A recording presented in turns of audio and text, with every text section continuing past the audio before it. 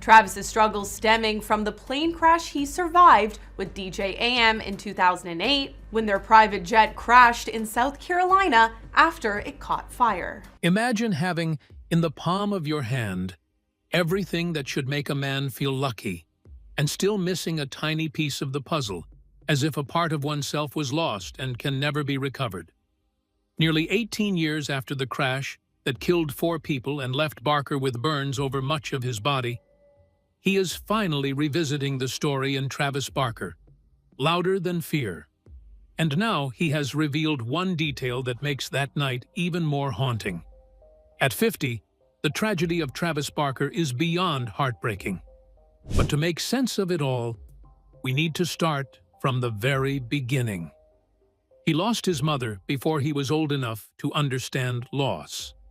The story begins years earlier, in Fontana, California, with a little boy who found something that seemed to give his life direction before he was old enough to understand how quickly that direction could be taken away. Barker was born on November 14, 1975, and when he was 4, his mother, Gloria, gave him his first drum kit. By 5, he was taking formal lessons, and the instrument quickly became more than a childhood hobby. Barker later explained that whenever he tried other interests, be it surfing, skateboarding, trumpet, piano, or even singing, he kept coming back to the drums. And Gloria was not simply the parent who bought the instrument. She was part of the process. She loved music and introduced Travis to recordings by drumming legends, including Buddy Rich, Gene Krupa, and Louis Bellson. Barker has recalled that his mother would sit with him and learn alongside him, even though she was not a professional musician. She told him that he would be her drummer boy, and at one point made him learn The Little Drummer Boy and play it repeatedly. It is an almost impossibly fitting detail in hindsight. Before stadiums, before Blink-182, before global fame, there was simply a mother encouraging her son to keep hitting the drums. Then, just as Barker was approaching one of the biggest transitions of his childhood, Gloria became seriously ill. She had been diagnosed with Sjögren syndrome, an autoimmune disease, only about 3 months before her death. Barker later wrote about spending the summer going to the hospital with his family to see her, watching his mother become increasingly weak. On September 3, 1990, Gloria died. Barker was 14, and the timing made the loss even more brutal. It happened the day before he was due to begin high school. In his memoir, Barker recalled arriving at the hospital after riding his bicycle there separately from his family and immediately realizing something terrible had happened when he saw everyone crying. What happened next is important because Barker himself has connected his entire musical life to that loss. According to his memoir, one of his mother's final messages to him was simple. "Don't stop playing the drums, Travis. Follow your dreams." He did exactly that. At Fontana High School, he joined the marching band's drum line and played in the jazz ensemble. He absorbed military and jazz rhythms while also gravitating toward hip-hop and punk. His mother's death gave his talent an emotional purpose. Years later, Barker would say that after she died, he followed those last words and kept pursuing the thing she had told him not to abandon. But there was another fear developing alongside that ambition, and this one would eventually become horrifyingly literal. Barker has said that he was already deeply afraid of flying as a teenager, long before he had any reason to know what a plane crash would actually feel like. He has recalled being convinced that he would die in an aircraft accident. The fear was so pronounced that it followed him even into Blink-182's most successful years. When the band created the artwork for Take Off Your Pants and Jacket in 2001, each member was assigned a symbol. Mark Hoppus received the jacket, Tom DeLonge the pants, and Barker the airplane. Barker reportedly begged his bandmates not to give him the plane, telling them he had a serious fear of flying. He got the airplane anyway. That detail becomes much darker when you know what happened 7 years later. At the time of the album, the airplane was simply an unwanted symbol, a joke about a fear Barker already considered irrational but could not shake. By 2008, that same fear would become a terrifying reality. The night the plane became a fireball. On the night of September 19, 2008, Travis Barker was supposed to be going home. He and Adam DJ AM Goldstein had just performed together in Columbia, South Carolina, and after the show, they boarded a Learjet 60 bound for Van Nuys, California. It was a routine trip on paper, the kind of short flight Barker had taken countless times despite his lifelong fear of flying. But just before midnight, as the aircraft accelerated down runway 11 at Columbia Metropolitan Airport, something went catastrophically wrong. Air traffic controllers saw sparks coming from the airplane, and the cockpit crew reported what appeared to be a blown tire. The pilots attempted to reject the takeoff, but they were already traveling too fast. The National Transportation Safety Board's eventual investigation revealed that the disaster was not caused by one simple mistake. The board determined that the probable cause was inadequate maintenance of the aircraft's tires, which had become severely underinflated and failed during the takeoff roll.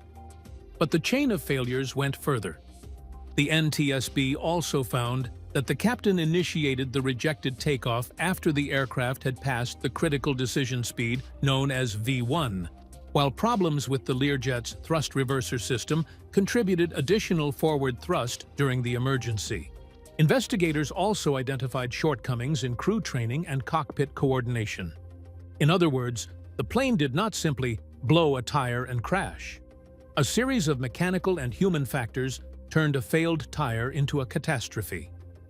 The aircraft hurtled beyond the runway, tore through the airport's boundary fence, and crossed South Carolina Highway 302 before crashing into an embankment and erupting into flames. Firefighters battled the wreckage for more than an hour. There were 6 people aboard: Barker, Goldstein, Barker's assistant Chris Baker, his security guard Charles Chi Still, Captain Sarah Lemon, and First Officer James Bland. The 2 pilots and Barker's 2 close associates would never leave the wreckage alive. Barker and Goldstein were the only survivors. Barker later recalled being terrified, opening an emergency exit and jumping toward what he believed was safety, only to land in jet fuel. His entire body caught fire. He began running, ripping off his clothes as flames consumed him. Witnesses and first responders later described seeing Barker and Goldstein running away from the wreckage while badly burned. Barker eventually heard someone shouting for him to stop, drop, and roll. He dropped to the ground, but the flames did not simply disappear.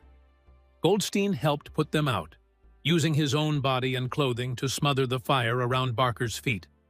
Barker later described the moment in brutal detail. He said that when he realized the aircraft was on fire, he ran toward the exit, grabbed Goldstein, and jumped from the burning jet. At one point, Barker remembered looking at his hands and realizing they were on fire. Goldstein, meanwhile, had been awakened by Barker's screams. The 2 men ended up outside the aircraft, still engulfed in flames, desperately trying to extinguish one another. Goldstein later recalled seeing Barker running and flailing and trying to tell him to roll. Barker's injuries were devastating. Approximately 65% of his body suffered third-degree burns, and he sustained multiple fractures. He was eventually transferred to the Joseph M. Still Burn Center in Augusta, Georgia, where he spent months undergoing treatment. He underwent 27 surgeries during a roughly 3-month hospitalization, while Barker himself has described the recovery as involving repeated procedures, skin grafts, and extraordinary pain. The burns also destroyed much of the skin and tattoo work on his legs and feet. In a later interview, Barker described the grafting process in horrifyingly physical terms. But the physical injuries were only the beginning. Barker later admitted that the pain became so unbearable that he did not simply want the suffering to stop. He wanted everything to stop. In a 2015 interview with ABC News, he revealed that medical officials eventually had to take his phone away because he was calling friends and offering them $1 million to unalive him. He said he would tell them, essentially, that he was finished and wanted someone to end it. He later described the psychological aftermath as the worst emotional state of his life. He had always been someone who stayed busy, worked constantly, and took care of other people. Suddenly, he could barely control what was happening to his own body. In an interview with Vice, Barker explained that the crash taught him something he had never wanted to accept. He was not in control. He had boarded a private jet simply because he wanted to get home that night, and within minutes, two of his best friends and both pilots were dead, while he was lying in a hospital with most of his body burned.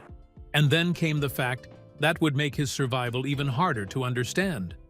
Barker had not escaped alone. Adam D.J.G.A.M. Goldstein had escaped with him. The two men survived the same fire, endured severe burns together, became each other's closest source of understanding afterward. Barker later said they were essentially each other's therapists. But on that September night, 4 people never made it out. Captain Sarah Lemon and First Officer James Bland died from burns and smoke inhalation, while Chris Baker and Charles Chicaimers still died in the crash. Barker survived. D.J.A.M. survived. And for Barker, that was where the tragedy truly began. He survived the crash and then lost the only other survivor. For Travis Barker, surviving the Learjet crash should have been the end of the nightmare. Instead, it became the beginning of another one, because the man who escaped the burning aircraft beside him would not survive the aftermath. Adam D.J.A.M. Goldstein was not just another passenger on that September night. Barker and Goldstein had become close friends and collaborators, and they had performed together shortly before boarding the doomed flight from Columbia, South Carolina, to Los Angeles. When the aircraft erupted into flames, both men escaped, badly burned. For Barker, that meant there was at least one person alive who understood exactly what had happened without needing an explanation. Goldstein had been inside the fire with him. He had been asleep on the plane when the crash happened and woke to Barker's screaming as the aircraft was engulfed in flames. Goldstein remembered Barker sliding down a burning wing and then running while flames consumed his clothes. When Barker's attempt to put himself out failed, Goldstein smothered the flames with his own body. He burned his fingers, removing Barker's burning sock, and then gave Barker his own pants because Barker's clothes had largely been destroyed. Goldstein himself had second- and third-degree burns on his scalp and arms, along with extensive facial injuries. He then screamed to rescuers that there were 4 people still inside the plane. Their physical recovery was long, but Goldstein initially approached it with extraordinary discipline. He had already been sober for about 10 years after battling addiction, and because he knew how dangerous prescription medication could be for someone in recovery, he hired a nurse to administer his pain medication. He underwent skin grafts, including grafts taken from his scalp, and spent time in a hyperbaric chamber to accelerate healing. But the body can recover in ways the mind cannot. Fire became a psychological trigger. Goldstein recalled watching a scene in Iron Man involving a blowtorch and feeling his entire body tense. That night, he dreamed that someone had poured fuel over him and was trying to set him on fire. He woke terrified and contacted his therapist. The trauma even followed him back onto stages where fire and pyrotechnics were part of the spectacle. Goldstein had regular performances at the Rain nightclub in Las Vegas, but people around him noticed how uncomfortable he became whenever flames were used. According to reporting at the time, the club reduced or toned down pyrotechnics during his performances because he became visibly nervous when he could feel the heat. The accident had invaded ordinary parts of his professional life. There was another indication that the crash had not simply disappeared into the past. 3 months after the accident, Goldstein filed a $20 million lawsuit against Learjet, the pilot's estates, and other parties, citing physical pain, disfigurement, psychological and emotional distress, and the fear he experienced. Then, less than a year after the crash, everything changed again. On August 28, 2009, a friend became concerned after being unable to reach Goldstein before he was supposed to travel to Las Vegas for one of his regular performances. Police were called to his New York City apartment where they found him lifeless. He was 36 years old. The medical examiner determined that his death was an accidental overdose of controlled substances. His death came just weeks before the first anniversary of the crash that had nearly killed him. His death was officially classified as an accidental overdose, not a self-unaliving caused by post-traumatic stress. But people close to the situation and addiction specialists subsequently considered whether the psychological consequences of surviving the crash could have played a role. For Barker, however, the emotional mathematics were devastating. 4 people had died in the crash, and then the only other person who had escaped the burning plane with him was dead too. Goldstein had been the person who could remember the fire from inside it, and now Barker was left alone with memories that only one other person had been able to share. When he reflected on Goldstein's death, he described the particular cruelty of losing one of my best friends who had just survived a plane crash with me. That loss appears to have pushed Barker's survivor's guilt into something much darker. He described feeling as though he were living inside Final Destination. Barker said he would move from his tour bus to a hotel without letting anyone see him, hiding away because he was convinced he was next. "I'm next. I'm going to go anytime," he recalled thinking. And there was an older problem underneath that fear. Barker has now revealed that his terror of flying had contributed to an substance addiction even before the crash. In the documentary Louder Than Fear, he explains that friends initially gave him pills to manage his anxiety before flights. What began as taking 1 or 2 painkillers eventually became something he felt he needed just to function. At the height of his addiction, Barker has said he was taking as many as 20 to 30 pills a day, and his former wife, Shanna Moakler, recalled being stunned when he told her how much he was taking. At one point, Barker said he even had a security guard whose job was to make sure he was still breathing. But it gets worse. At 50, survival is the burden Travis Barker still carries. For 13 years, Travis Barker stayed on the ground. After surviving the September 19, 2008 Learjet crash that killed 4 people and left him with third-degree burns over approximately 65% of his body, he could not bring himself to fly again. Yet, music continued. He returned to recording and performing, rebuilding the career that had nearly been destroyed alongside his body. Then, in August 2021, Kourtney Kardashian accompanied him on a private flight from California to Cabo San Lucas, Mexico. At 45, Barker finally stepped onto an airplane for the first time since the crash. He later credited Kourtney with helping him overcome a fear that had controlled his life for more than a decade. By 2023, he had taken his 30th post-crash flight and wrote that without Kourtney's healing love, he would not be able to tour or enjoy life again the way he did. But getting back into the sky did not mean the past had disappeared. Barker and Kourtney married in 2022, and after experiencing a miscarriage and multiple unsuccessful rounds of IVF, they eventually conceived their son, Rocky. Then, in September 2023, another medical crisis struck. While Barker was touring in Europe, doctors discovered a serious complication with the pregnancy that required Kourtney to undergo urgent fetal surgery. He immediately returned to her side. The procedure succeeded, and Rocky 13 Barker was born on November 1, 2023. And now, at 50, Barker, having survived and built a family life, is still drumming and touring. But Travis Barker, Louder Than Fear, forces him to revisit how much survival actually cost him. The film brings together losses that can otherwise look like separate chapters. His mother, Gloria, died when he was 13. He developed a fear of flying long before the Learjet crash. He battled addiction. He nearly died in the fire. He watched 4 people perish. And less than a year later, he lost Adam D.J.A.M. Goldstein. The physical wounds healed enough for him to perform again. The psychological ones were harder to escape. Then, nearly 18 years after the crash, Barker revealed the detail that makes the entire story feel even more haunting. During an August 10, 2026 appearance on Purpose with Jay Shetty, he recalled saying goodbye to his young daughter, Alabama, before the flight. She was unusually distressed, crying and begging him, "Dad, don't go." Then she told him, "The roof's gonna come off." Barker says he was already uneasy himself and had asked his manager whether it was too late to cancel, because he was perfectly content staying home with his children. His manager told him he could not back out at that point. Barker boarded the flight. The Learjet crashed during takeoff. Barker's story, thus, cannot honestly be reduced to a tale of triumph.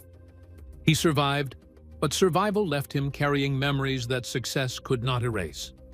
He eventually flew again, returned to the stage, built a new marriage, and became a father to another child. But none of that changed the fundamental fact that he was the one who walked away from the burning aircraft. As Barker has reflected, "Knowing how close I got to not being here, my appreciation for life is something I can't even explain." 4 people died that night. DJ AM died less than a year later. Barker spent 13 years afraid to fly. At 50, he is still here, still drumming, still touring, still raising his children, and still carrying the people who never got the chance to do any of those things.